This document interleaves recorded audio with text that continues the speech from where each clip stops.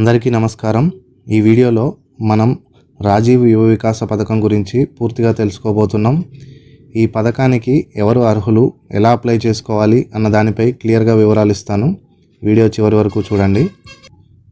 రాజీవ్ యువ వికాస పథకం అనేది తెలంగాణ రాష్ట్ర ప్రభుత్వం ప్రారంభించిన ఒక గొప్ప అవకాశం.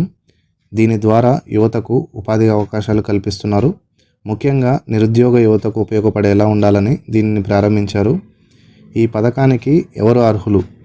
నిరుద్యోగ యువత ఏ కులానికి సంబంధించిన వారైనా సరే ఈ పథకానికి దరఖాస్తు చేసుకోవచ్చు.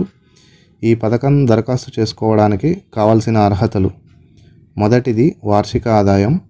వార్షిక ఆదాయం గ్రామీణ ప్రాంతాలలో నివసించే వారికి 1,50,000 లోపు, మున్సిపాలిటీ పరిధిలో నివసించే వారికి 2 లక్షల రూపాయల లోపు ఉండాలి. రేషన్ కార్డు ఉండాలి. ఒకవేళ రేషన్ కార్డు లేనట్లయితే ఆదాయ ధృవీకరణ పత్రం అంటే ఇన్కమ్ సర్టిఫికేట్ ఉండాలి.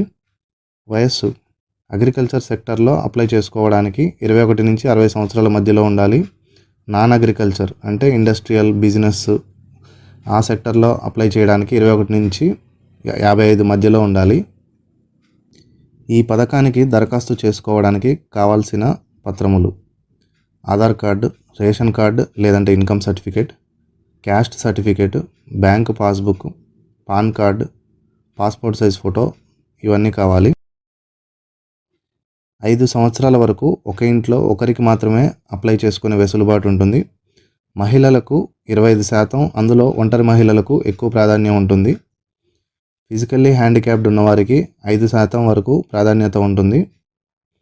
ఈ స్కీమ్ ద్వారా మీరు పొందగలిగే లాభాలు: ప్రభుత్వం ఇచ్చే 4 లక్షల వరకు పెట్టుబడితో 80% సబ్సిడీతో సొంతంగా వ్యాపారం మొదలు పెట్టవచ్చు.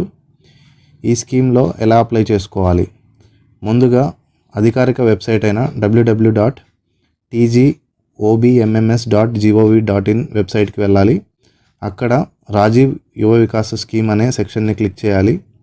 క్లిక్ చేసిన వెంటనే SC, ST, BC, MBC, OBC అని ట్యాబ్స్ ఓపెన్ అవుతాయి. అందులో మీ క్యాస్ట్కి అనుగుణంగా ఆ ట్యాబ్ని క్లిక్ చేయండి.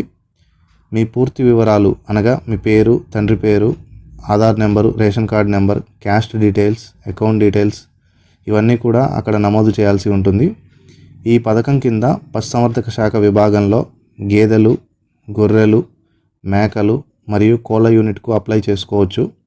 గరిష్టంగా 4 లక్షల రూపాయల వరకు పెట్టుకుంటే 2,80,000 సబ్సిడీ వర్తిస్తుంది. మిగిలిన 1,20,000 బ్యాంక్ లోన్ ద్వారా కట్టాల్సి ఉంది. ఇవి గమనించి అర్హత ఉన్నవారు అప్లై చేసుకోగలరు.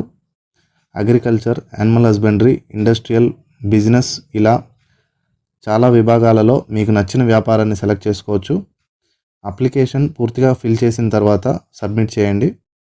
ఆన్లైన్లో అప్లై చేసిన తర్వాత అప్లికేషన్ ఫామ్ని ప్రింట్ తీసుకొని దరఖాస్తుదారు సంతకం చేసిన తర్వాత గ్రామాలలో నివసించే వారైతే మీ దగ్గరలోని ఎంపీడీఓ ఆఫీస్లో లేదా పట్టణంలో నివసించే వారైతే మున్సిపల్ ఆఫీస్లో సబ్మిట్ చేయాల్సి ఉంటుంది. ఇది నిజంగా మంచి సదవకాశం. ప్రతి యువత దీన్ని తప్పకుండా వినియోగించుకోవాలి.